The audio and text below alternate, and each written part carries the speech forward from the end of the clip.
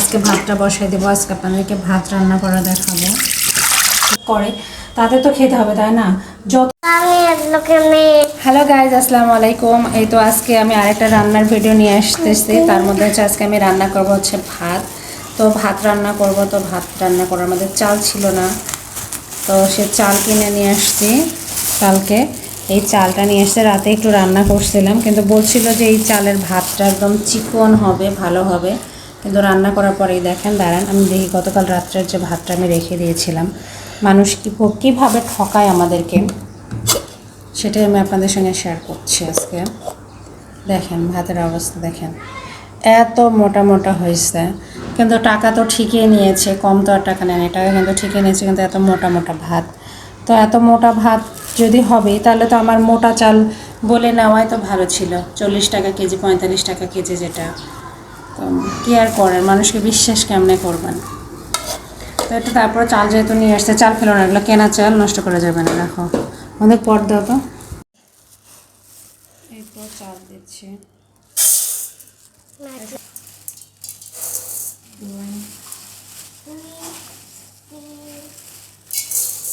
তিন বছরে হবে না, বারে তো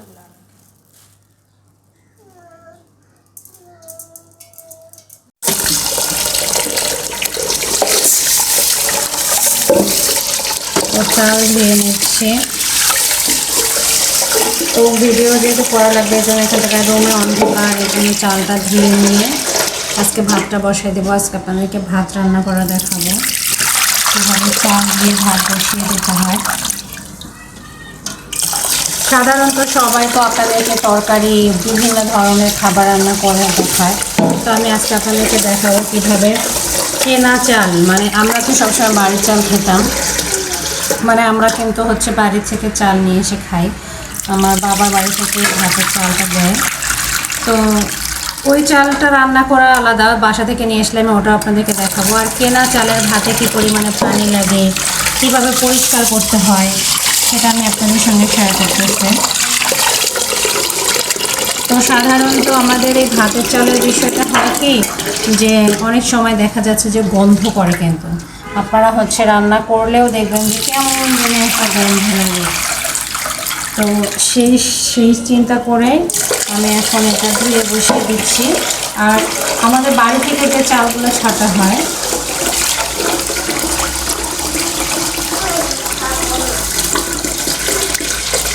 আমাকে পানি বেশি লাগছে না, অতটুকু পানিতে ভাত ফুটবে না।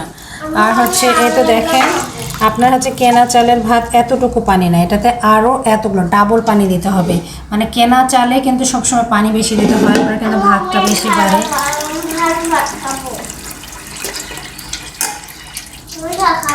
তো দেখেন এখন কিন্তু পানিটা হয়েছে, এখন কিন্তু ভাতটা সুন্দর হবে, তাছাড়া কিন্তু ভাতটা ফুটবে না, এরকম পানি দিছিল না বেশি করে।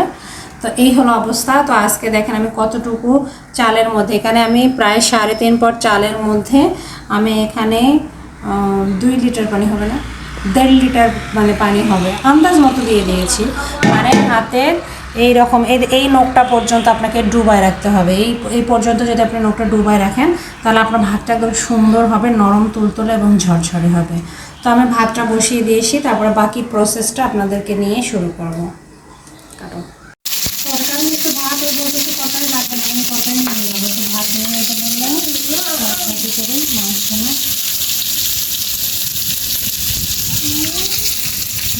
তরকারি কম খাই, মানে তরকারি নিয়ে যাবো, আমি তো সব করলেও বলবো না। তো গাইস আমি হচ্ছে এখন রান্নাবান্না করছি, কারণ রান্নাবান্না করার পর হসপিটালে যেতে হবে। তো এদিকে আমি পেঁয়াজ কেটে নিয়েছি, দেখেন পেঁয়াজ কুচা নিয়েছি এই মাছটা ভুনা করার জন্য। তো মাছ ভুনা করব, আর এদিকে শাক রাখছি, শাক ধুয়ে তারপর শাকটা ভাজি করব। তো আসলে হসপিটালে যে রুগী, সে আসলে ওইভাবে খেতে পারতেছে না, যারা মানে হেল্প করে তাদের তো খেতে হবে তাই না।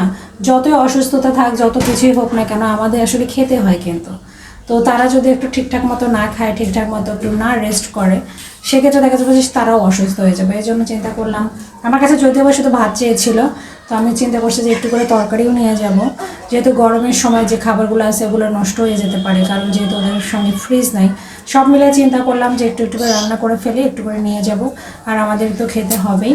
তো আমার ভিডিও আপনাদের কেমন লাগে অবশ্যই কমেন্ট করে জানাতে ভুলবেন না। আর সাথে তো এদিকে মাছ ভুনা পুরো রেডি। আমার ছেলেকে একটা ভাজা মাছ দিয়েছিলাম, ও বলতেছে মাছ একদমই মজা হয় নাই। আমার ছেলে কিন্তু মানে স্বাদ না হলে খাবারে ও কিন্তু খেতে চায় না। তো এখন মোটামুটি রান্নাটা একদম ডান হয়েছে।